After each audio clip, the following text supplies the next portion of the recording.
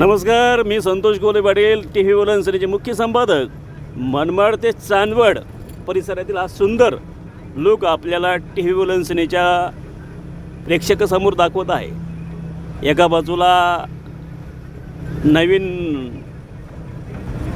फुलं येण्याची अपेक्षित असलेली ही झाडं, कारण फुलं सुकलेली आहेत, गुढीपाडव्याची वाट बघतायत आणि उद्या शिवजयंती आहे. आता असं जो डांबरीकरण झालेला हा रूट खूपच छान आहे आणि असं संपूर्ण महाराष्ट्रात डांबरीकरणाचे रोड व्हायला पाहिजे. मुख्यमंत्री देवाभाऊ फडणवीस यांना विनंती आहे, राज्य शासनामार्फत उद्या आपण जर नवीन रोडची मान्यता देणार असेल तर महाराष्ट्रामध्ये सिमेंट रोड नको आहे, तर डांबरीकरणचे रोड करावेत ही मागणी आहे.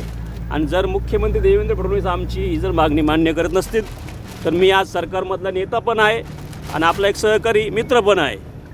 पण माझ्या पक्षातले नेते, पदाधिकारी, कार्यकर्ते या विषयावर संपूर्ण महाराष्ट्रात 365 जे काही तालुके आहेत, संपूर्ण महाराष्ट्राच्या मतदारसंघामध्ये तहसीलदारांना, कलेक्टरला भेटून विनंती करतील, आमदार खासदारांना भेटून विनंती करतील, महाराष्ट्रात सिमेंट रस्ते नको आहे, फक्त डांबरीकरणाचे रस्तेच द्यावेत.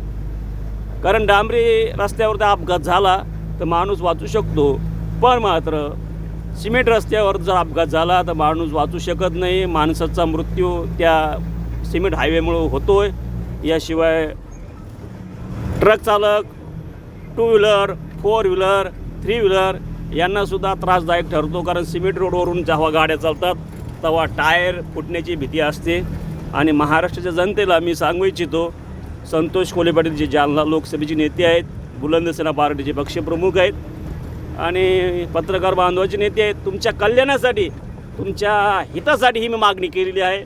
कृपया माझ्या मागणीला प्रतिसाद देण्यासाठी प्रत्येक तहसीलदारांना, कलेक्टरांना, तालुका तहसीलदारांना, हायकोर्टाच्या न्यायाधीशांना, जिल्ह्याच्या न्यायाधीशांना आणि राज्यपाल महोदय, मुख्यमंत्री, PM या सर्वांनाच तुम्ही पत्र पाठवा. नुसतं एक पत्र पाठवा. एका पत्रानं क्रांती होऊ शकेल आणि ही क्रांती जर झाली तर उद्या महाराष्ट्राला आणखी शक्ती मिळेल.